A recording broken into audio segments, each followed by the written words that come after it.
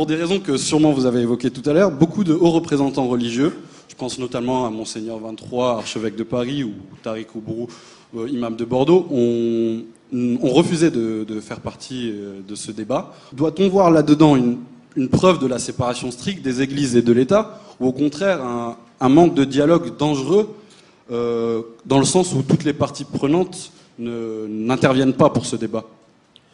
Non, je pense que ce n'est pas une question de dialogue. C'est-à-dire que toutes les religions se sont réunies, vous le savez, 4 jours avant, pour émettre ensemble une déclaration en disant « Nous refusons ce dialogue-là, qui est un dialogue de la stigmatisation ». Donc, en fait, ce qu'il dit, c'est la même chose que moi. On est d'accord là-dessus. C'est-à-dire qu'il faut refuser qu'un dialogue soit lancé, non pas avec l'idée constructive de résoudre un problème, mais de marcher sur les plates-bandes. En fait, c'est un débat qui a pour fin, la finalité du débat, c'est pas comme vous pourriez le penser, vous et moi, on va travailler sur la laïcité et se poser des problèmes, essayer de résoudre les problèmes, c'est en fait de marcher sur les plates-bandes d'un parti qui est en train de devenir un parti très dangereux pour tous les partis français. Mais je vous dirais une chose, ils ont pris cette position, même le grand rabbin Bernheim, il est allé et il a répété, après sa participation, c'était le seul représentant qui y était allé, en disant « Nous sommes contre un débat dont l'objectif va être finalement de parler de l'islam sans le dire et qui va aboutir à la stigmatisation. » C'est tout. À partir de là, c'est ça qu'il faut critiquer. Et quand j'ai signé la pétition, moi j'ai signé une pétition, j'ai toujours dit, moi je signe une pétition en fonction du texte. Je ne demande pas qui a signé d'autres ce texte pour savoir si je vais le signer. Je ne vais pas être d'accord avec tous ceux qui ont signé. Que Martine Aubry ou que M. Fabius ait retiré leur nom parce que le diable avait signé le texte, pour moi, dire mais si le diable, sur un texte, a raison parce que la substance du texte est bonne, ben signez. Vous signez un texte, vous ne signez pas la personne. Et donc, en l'occurrence, ils sont tombés dans un piège. Pourquoi? Parce qu'on est dans un débat politique. C'est ça mon problème aujourd'hui.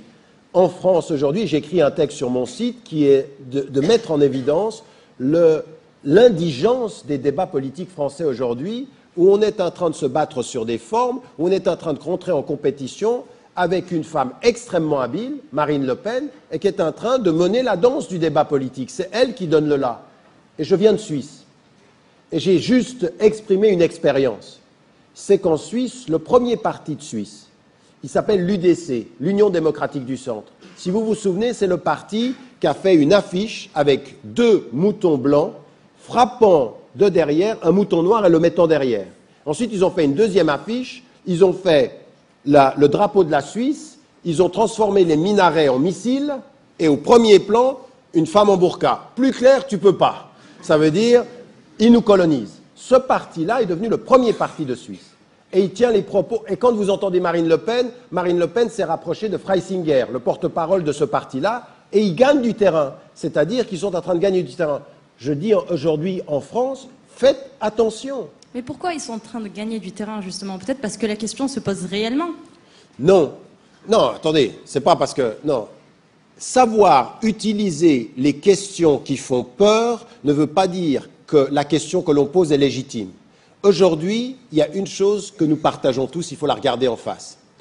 On est en train de parler de l'islam et on est en train de parler de l'immigration parce que nos populations en Europe sont traversées par des peurs. Ces peurs, elles sont de 4 natures, ou en tout cas, elles ont 4 causes. La première, c'est la globalisation. C'est le fait que quelque chose de plus grand que nous se décide ailleurs qu'au niveau national.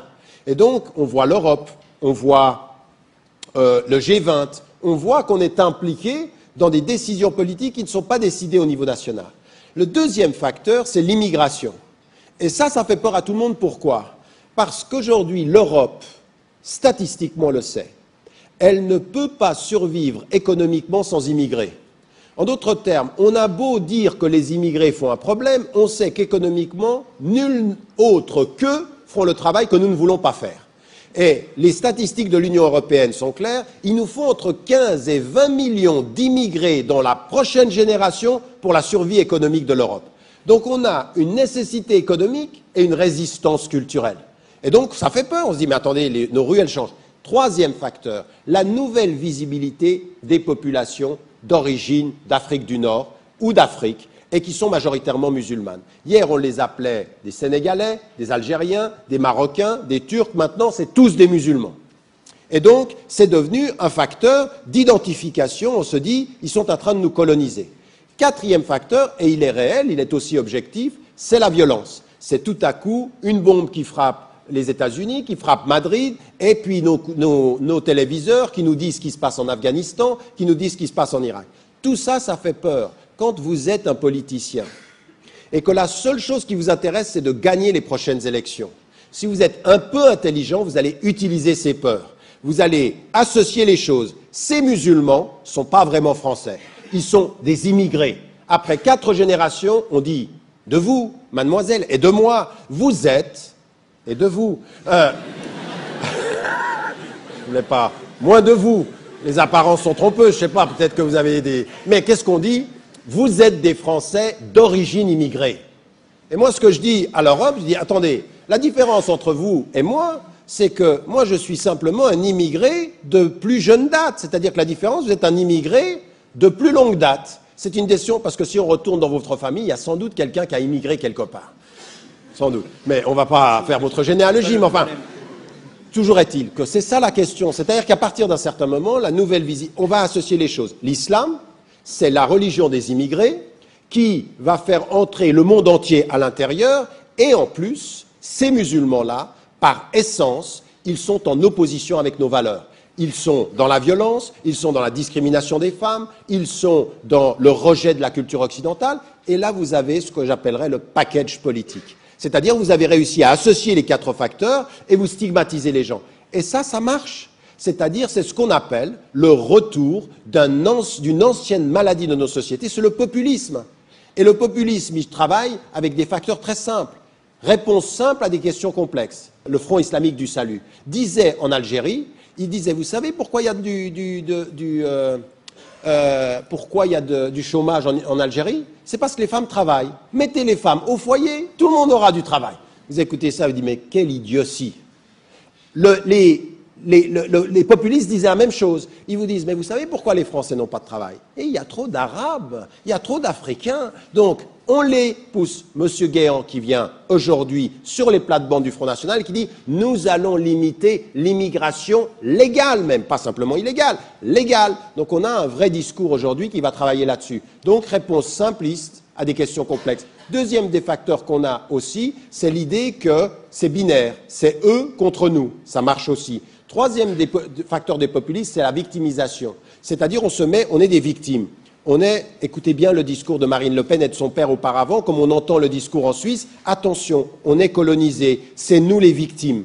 Et quand on est des victimes, il faut se protéger. Voilà ce que nous dit le populisme. Donc aujourd'hui, il ne faut pas poser le débat sur la laïcité dans les termes du populisme. Il faut placer le débat de la laïcité comme des citoyens responsables contre le populisme.